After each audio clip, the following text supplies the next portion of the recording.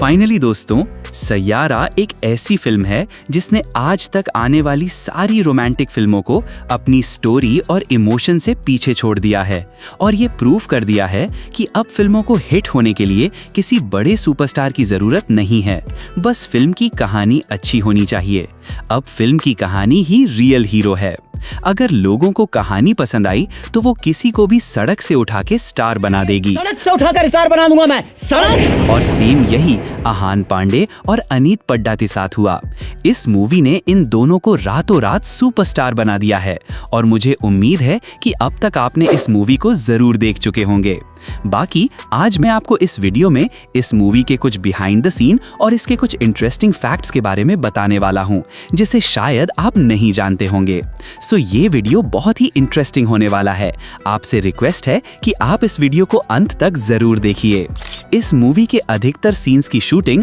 मुंबई और गोवा के real location में किया गया है, जैसे कि ये वाला सीन जिसमें वानी क्रिश को अपने दोस्तों के साथ मिलाने के लिए लाती है, जिनसे वो लड़ाई कर लेता है और ये लोग मिलकर एक दूसरे पे बियर उड़ाकर मस्ती करने लगते हैं। इस सीन को मुंबई के एक एक्चुअल कैफे को रेंट पे लेकर शूट किया गया था। जैसे ही ये मूवी स्टार्ट होता है तो हमें कुछ देर बाद ये वाला सीन देखने को मिलता है जिसमें वानी और उसके पिता कार से जा रहे होते हैं, जिसे शूट करने के लिए कुछ इस तरह से कार पे ही कैमरा को फिट किया गया था, जैसा कि आप इस सीन में देख सकते हैं। फिर इसके जस्ट बाद इसी सीन में आहान पांडे को बाइक पे सिगरेट पीते हुए दिखाया जाता है और आप यहाँ पे देख सकते हैं कि कैसे इस फिल्म के स्टंट डायरेक्टर एक्टर को उनके इस सीन को करने के लिए समझा रहे हैं। हालांकि जहाँ पे भी ये बाइक को बहुत स्पीड में चलाने वाला सीन था, उसके क्लोजअप शॉट्स के लिए तो आहान पांडे से ही शूट कराया गया, लेकिन जिस भी बाइक सीन में हमें आहान पांडे और अनीत का चेहरा नहीं दिखता है, उस सीन को इनके बॉडी डबल से शूट कराया गया। जैसे कि आहान पांडे के लिए इन दोनों बॉडी डबल का यूज किया गया, तो वहीं अनीत के बाइक वाले सीन्स के लिए इनसे शूट कराया गया, जैसा कि आप यहाँ पे देख सकते हैं कि कैसे दोनों ने सेम कपड़े पहने हैं। और जैसा कि मैंने बताया कि क्रिश और वानी के क्लोजअप शॉट्स के रियल एक्टर्स के साथ शूट किया गया था, और आप यहाँ पे देख सकते हैं कि आहान पांडे और अनीत के क्लोजअप शॉट्स को लेने के लिए इस फिल्म के मेकर्स को कितनी मेहनत करना पड़ रहा है, जिसके लिए बाइक को कुछ इस तरह से गाड़ी में बांधकर स्टेबल किया गया था ताकि इनके साथ कोई एक्सीडेंट ना हो और दोनों एक्टर अपनी एक्टिंग पे ध्यान दे, ना कि बाइक चलाने पे। जैसा कि आप सब जानते ही होंगे कि इस मूवी के सक्सेस के बाद अनीत ने यश राज फिल्म्स के साथ 3 और नई फिल्म की डील साइन की है, और इन तीनों फिल्मों से पहले अनीत हमें करण कपाड़िया और नित्या मेहरा की फिल्म न्याय में नजर आने वाली है, जो कि एक इंटेंस कोर्ट ड्रामा वाली फिल्म होने वाली है, जिसमें अनीत एक 17 साल की माइनर गर्ल का रोल करने वाली है।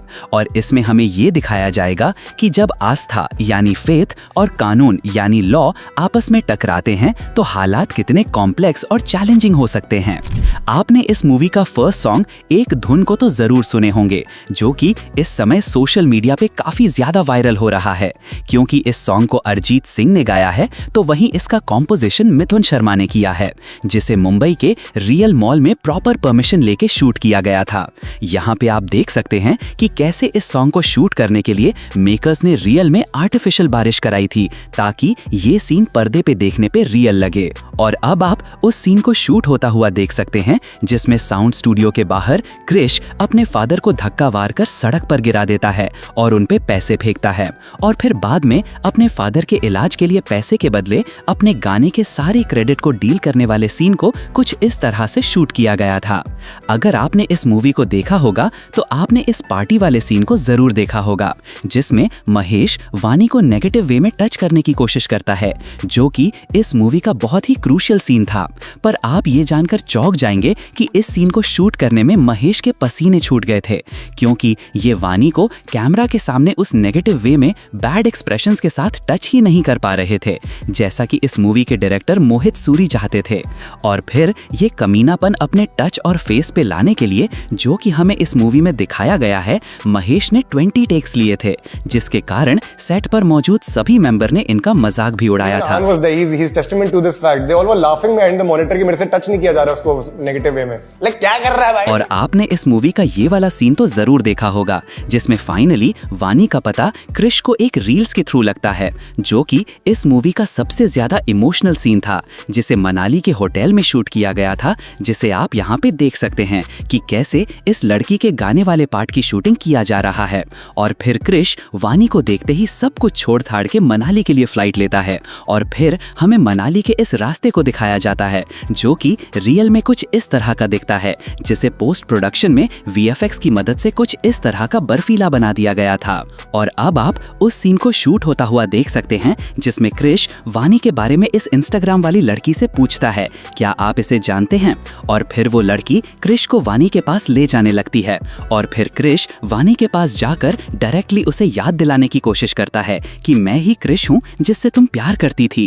पर एक्चुअल में ये वाला सीन थोड़ा और लंबा था, जिसमें क्रिश वानी को डायरेक्टली अप्रोच नहीं करता है। कुछ दिन वो आश्रम में ही वानी के साथ ये सोचकर रहता है कि शायद वानी को देखकर सब कुछ याद आ जाए, पर वानी को कुछ भी याद नहीं आता है। और फिर एक दिन एक बेंच पर बैठकर वानी क्रिश से कहती है कि मैं नहीं जानती कि तुम कौन हो, पर तुम्हारे साथ मुझे सेफ फील होता है, जिसे डायरेक्टर ने फिल्म की रन टाइम लंबी होने के कारण डिलीट कर दिया था। इसमें एक और सीन को डिलीट किया गया है, जिसमें वानी अपने बीमारी से इतना ज्यादा परेशान हो जाती है और उसे ऐसा लगने लगता है कि जब तक मैं क्रिश के साथ हूँ तब तक इसका सपना पूरा नहीं होगा। और फिर आशिकी 2 मूवी की तरह ही वो भी क्रिश के लिए सुसाइड लेटर लिखती है और फिर क्रिश से बहुत दूर चली जाती है। तो वहीं आप ये जानकर चौंक जाएंगे कि वानी यानी अनीत पड्डा एक एक्ट्रेस और मॉडल के साथ साथ एक सिंगर भी है, और आप यहाँ पे इनको सैयारा टाइटल ट्रैक को गाते हुए देख सकते हैं।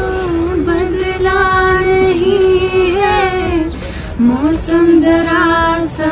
रूठा हुआ। और यही नहीं, इन्होंने अपना पहला सॉन्ग मासूम 2024 में ही रिलीज कर दिया था, जिसे big girl don't cry series में भी यूज किया गया था। इसके बाद फिल्म का ये क्लाइमैक्स वाला सीन, जिसमें क्रिश और वानी एक दूसरे से शादी करते हैं, और ये सीन इतना इमोशन भरा सीन था जिसे देखकर सिनेमा हॉल में हर किसी की आंखों से आंसू निकल आया था। और एक्चुअल में भी जब इस सीन को शूट किया जा रहा था तो सेट पर मौजूद सारे लोग भी इमोशनल हो गए थे, यहाँ तक कि इस सीन को शूट करने के बाद डायरेक्टर भी इमोशनल हो गए थे और रोने लगे थे, जैसा कि आप यहाँ पे देख सकते हैं। और फिर सब लोगों ने ताली बजाकर डायरेक्टर को बधाई दिया और उन्हें चुप कराया। अगर आप डायरेक्टर मोहित सूरी के बारे में थोड़ा बहुत भी जानते हैं तो आपको तो पता ही होगा कि ये एक ऐसे डायरेक्टर हैं जो अपनी मूवी में स्टोरी के साथ कॉम्प्रोमाइज कर सकते हैं, पर म्यूजिक और गाने के साथ कभी नहीं, क्योंकि ये अब तक टोटल 8 फिल्में बना चुके हैं, जैसे कि आशिकी 2, एक विलन और मलंग। और शायद आप इन फिल्मों की स्टोरी को भुला सकते हैं, पर इन फिल्मों के गाने को आप कभी भूल नहीं सकते हैं, मेरे हमदम,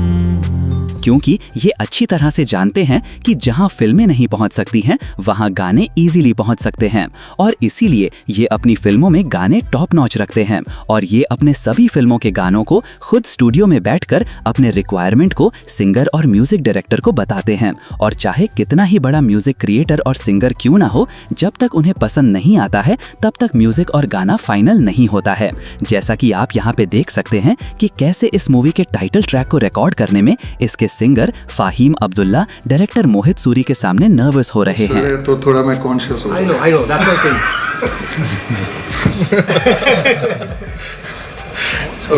तो फाइनली दोस्तों, अब तक तो आपने इस मूवी को तो देख ही चुके होंगे, और अगर आपको ये मूवी पसंद आया हो तो ये मूवी आपके अनुसार wow, what a piece of art! क्या फिल्म है ये! तो फ्रेंच सिनेमा है, इस फिल्म को तो ऑस्कर में जाना। और अगर आपको ये मूवी पसंद नहीं आया हो तो फिर माँ की इस मूवी की, ये पिक्चर दिमाग का कोई नहीं देखेगा ऐसी पिक्चर। बाकी आप मुझे कमेंट में जरूर बताइए कि आपको ये फिल्म कैसी लगी। तो चलिए, this is end of this video, और अगर आपको ये वीडियो पसंद आया हो तो do like this video, share, comment and don't forget to subscribe VFX वाला।